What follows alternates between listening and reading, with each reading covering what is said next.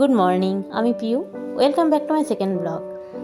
Stay with Piu আমার চ্যানেলের নাম। তো সেটাতেই আজকে হচ্ছে দ্বিতীয়তম ব্লগ আমার। তো আজকে আমি আজকের ব্লগটা সকাল থেকে শুরু করলাম। এই যে ভাত বসিয়ে দিয়েছি এখানে, তার মধ্যে দিয়ে দিয়েছি আলু আর অর্ধেক বেগুন। মেয়ে উঠেছে, মেয়ে এখন মুখ ধুচ্ছে, তারপরে ও রেডি হবে স্কুলের জন্য, ব্যাগটা গুছিয়ে নেবে। রাত্রে আর টাইম পায় না, কারণ পড়িয়ে যায় অনেক দেরিতে, সেই জন্য ব্যাগ গোছানোর আর টাইমটা করে উঠতে পারে না। তো এদিকে রান্নাটা তো বসিয়ে দিয়েছি, তারপরে আমি চা নিয়ে নিলাম, বিস্কুট নিয়ে নিলাম। সকালে সব কাজকর্ম সেরে নিয়ে তারপরে রান্না করতে শুরু করেছি। তো চা খাওয়ার তো টাইমটা পাইনি, তো সেই জন্য ভাতটা বসিয়ে দিয়ে আমি চাটা খেতে আরম্ভ করলাম। আর সকালে খালি পেটে চাটা খেতে ভালো লাগে না, মানে চায়ের সঙ্গে যদি একটু বিস্কুটটা থাকে তাহলেও ভালো লাগে। আর এতক্ষণ খালি পেটে থাকবো, সেই জন্য আমি দুটো ক্রিম কেক আর বিস্কুট চায়ের সাথে খেয়ে নিই। মিষ্টি বিস্কুটটা সকালে অতটা ভালো লাগে না। এর জন্য আজকে টিফিনে বানিয়ে দিলাম সুজির হালুয়া। এদিকে ডাল বসিয়েছি। তো চলো দেখতে থাকো আজকের ব্লগটা।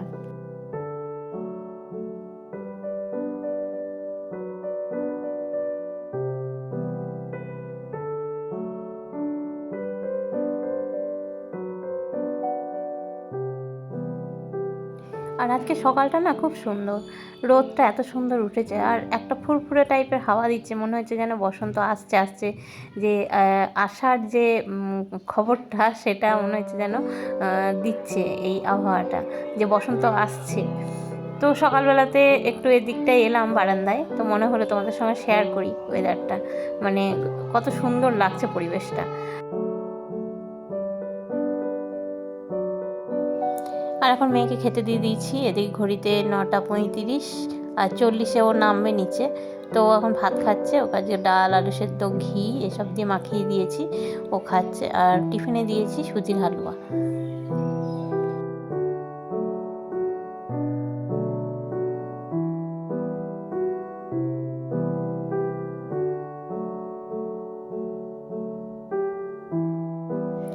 তো মেয়েকে স্কুলে পাঠিয়ে দিয়ে আমি চলে এলাম ঠাকুর ঘরে। হাতের কাজগুলো সব সেরে নিয়ে এখন ঠাকুরের কাছে বসলাম একটু, মানে বসলাম বলতে পুজোটা করে নেব, কারণ কিছু খাওয়ার পরে পুজো করতে আমার কেমন লাগে, সেই জন্য সবসময় ভাবি যে খাওয়ার আগে ভগবানকে মানে পুজো দিয়ে তারপরে খাবো। তো এখন তো মেয়ে চলে গেছে, এবার তো খাবার দাবারের টাইম, খাবার দাবারের। তো সেই জন্য দেখলাম পুজোটা আগে করে নিই। আর এই মানে এই রকম টাইমে শীতকালটায় পুজো করতে আমার খুব ভালো লাগে। কি সুন্দর রং বেরঙের ফুলগুলো নিয়ে আসে, আর এত ভালো লাগে, মানে সব ফুলগুলো দিয়েই ঠাকুরকে সাজিয়ে দিই। আর আমি সাদা ফুলগুলো দিয়েই খালি আজকে পুজো করলাম, আর রক্তগাঁদা দিয়েছি মা তারার কাছে। আর বাকি ফুলগুলো রেখে দিলাম, কালকে আবার হবে। কারণ হচ্ছে প্রতিদিন বাজার থেকে ফুল এনে পুজো করতে অনেকটাই দেরি হয়, সেই জন্য একদিন ফুল আনলে আমি চেষ্টা করছি এটা দুদিন করার। আর এখন অনেকগুলো করে ফুল দেয় গাঁদা ফুলগুলো। টিফিন করার পর দুজন মিলে একটু চা নিয়ে বসলাম। ও তো দুধ চা খায় না, ওকে লাল চা বানিয়ে দিলাম। আর আমার যেন টিফিন করার পরে মনে হয় যেন একটু দুধ চা খাই, তো এখানে দুধ চা নিয়ে নিয়েছি গ্লাসে। আর টিফিন করার পরে, চা খাওয়ার পরে, ও যেহেতু আজকে খাবার পরে মানে দুপুর টাইম করে অফিসে যাবে, তো গাছগুলোর একটু যত্ন নিচ্ছে, মানে গাছগুলোকে একটু জল টল দিয়ে ঠিক করছে। আর এইদিকে ব্যালকনিতে রাখার হচ্ছে কারণ হচ্ছে এই দিকটা রোদ পায়, আর এই গাছগুলো যেহেতু নতুন নিয়ে আসছে, তো যাতে মরে না যায় সেই জন্য এই দিকে রেখেছে। আর আমিও যেমন গাছ ভালোবাসি, ও কিন্তু খুব গাছ ভালোবাসে। তাই যেখানেই মানে যেখানেই দেখতে পাই ভালো ভালো গাছ, সেখান থেকে গাছগুলোকে নিয়ে চলে আসে। আর এখানে রেডি করে নিয়েছি, মাছের ঝোল হবে। এখানে পেঁপে, আলু, গাজর, সিম, বিনস, কড়াইশুঁটি, বিট এসব দিয়ে আর বাটা মাছ দিয়ে ঝোল করব। তো এখন প্রায় দিনই ঝোলটা হচ্ছে আমাদের বাড়িতে, কারণ একটু পেটের প্রবলেম চলছে, তো সেই জন্য এরকম পাতলা পাতলা ঝোলটা হবে। মাছগুলো একটু নুন হলুদ মাখিয়ে ভেজে নেবো।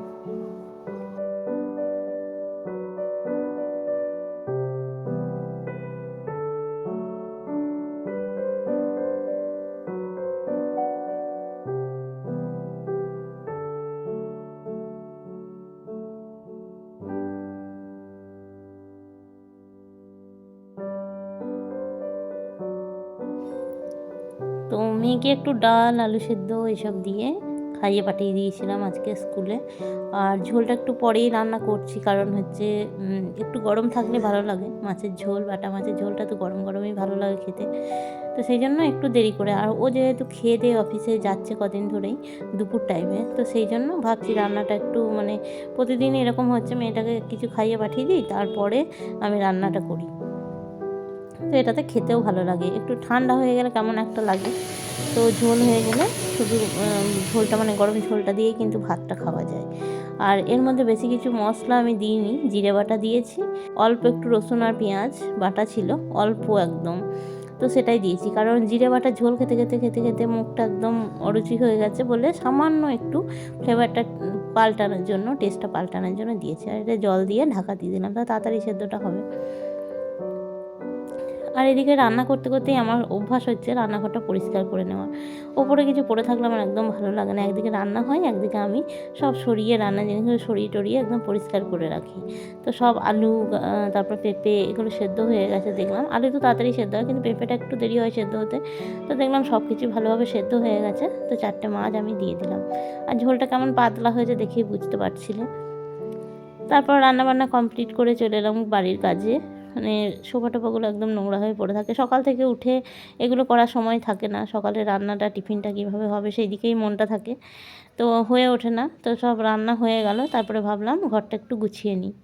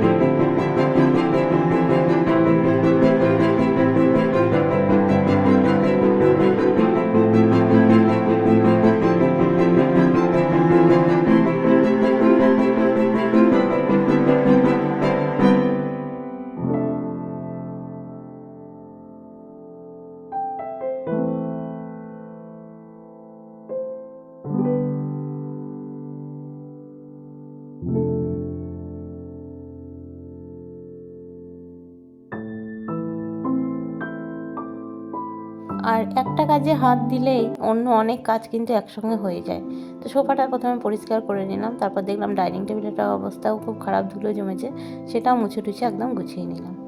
আর এখন সন্ধেবেলা একটু বাজারে গেছিলাম, তো যাওয়ার সময় ভিডিওটা অন করা হয়নি, ক্যামেরাটা অন করা হয়নি, তো আসার সময় দেখালাম, তোমাদের সঙ্গে তো শেয়ার করা হলো না। তো চলো দেখাই কি আনতে গেছিলাম। আমি এখানে পনির নিয়ে এলাম, আর এই লুজ পনিরটা কিন্তু খেতে মানে অস্বাভাবিক, মানে অসাধারণ যাকে বলে এক কথায়। সেই জন্য আমি লুজ পনিরটাই নিয়ে আসি, আর ওটা একজনের দোকান থেকেই নিয়ে আসি।